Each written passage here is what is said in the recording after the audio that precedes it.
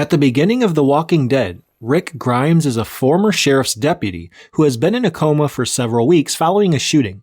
When he wakes up, he finds that the world has been ravaged by a zombie apocalypse. He is disoriented and confused as he tries to piece together what has happened and find his wife Lori and son Carl. Before we go any further, my name is CKB and I do videos on sci-fi, fantasy, and much more. So if you would be interested in watching more videos like this one, feel free to subscribe to my channel because it would be greatly appreciated. Now let's get back to the video. Rick is initially hesitant to believe that the zombie outbreak is real, but as he travels through the deserted streets and abandoned buildings of his hometown, he is forced to accept the harsh realities of the new world. Rick meets Morgan Jones, who is a survivor who has taken shelter in an abandoned house in Rick's hometown. When Rick wakes up at the house, he finds Morgan holding a gun on him and demands to know who he is. Rick introduces himself and tells Morgan he is trying to find his wife Lori and son Carl, who he believes are still alive somewhere. Rick's first human kills occur in Season 2, where he realizes it was either them or him.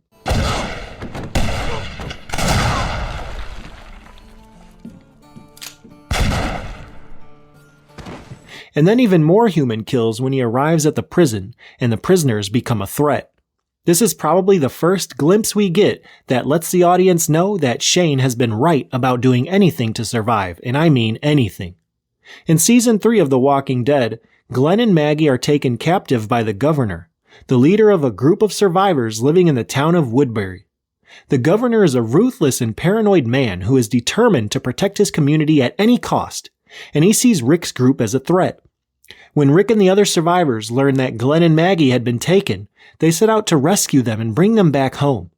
Rick is determined to save his friends and will not rest until they are safe. He goes into Woodbury and keeps some people alive because of the good that was left in him. In order to aid everyone in escaping, Daryl makes a distraction, but as Rick is shooting people to death to do so, he mistakenly believes he is shooting Shane and kills him. It turns out that it wasn't Shane, but it still serves as a reminder that the crazed Rick is still alive. As time goes on, Hershel makes Rick believe that he can still be the Rick before the apocalypse and be Farmer Rick. This soon comes to an end when the Governor returns to take the prison for himself and kills Hershel by cutting his head off.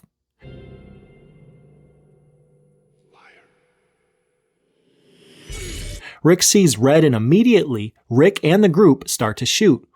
In my opinion, this is the start to when Rick realizes that in order for his people to stay alive, the people that they go to war with all need to die. The fight with the Claimers in Season 5 is a big turning point for Rick, as it solidifies his leadership of the group and his willingness to do whatever it takes to protect his family.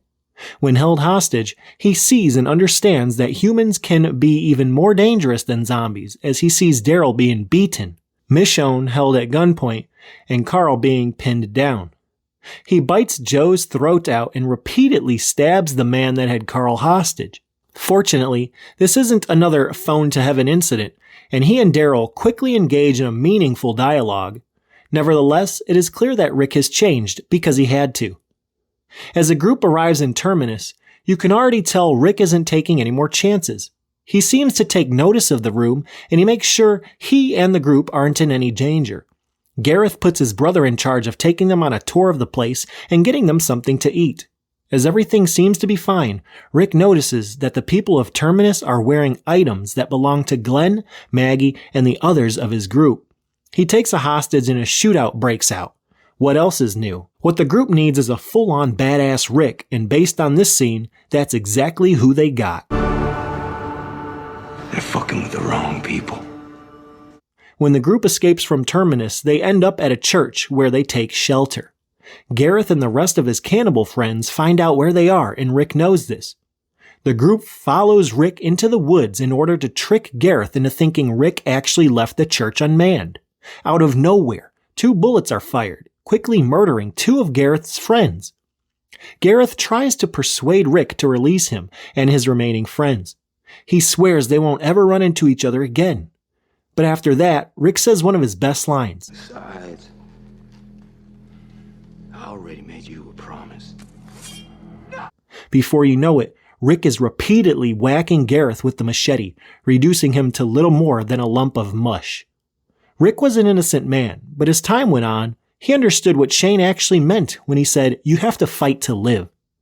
Anyway, this was my opinion on why Rick eventually ended up being worse than Shane. What are your guys' thoughts? Did Rick become the man Shane wanted him to? Leave a like and don't forget to subscribe for more videos like this one. Thanks for watching and see you next time.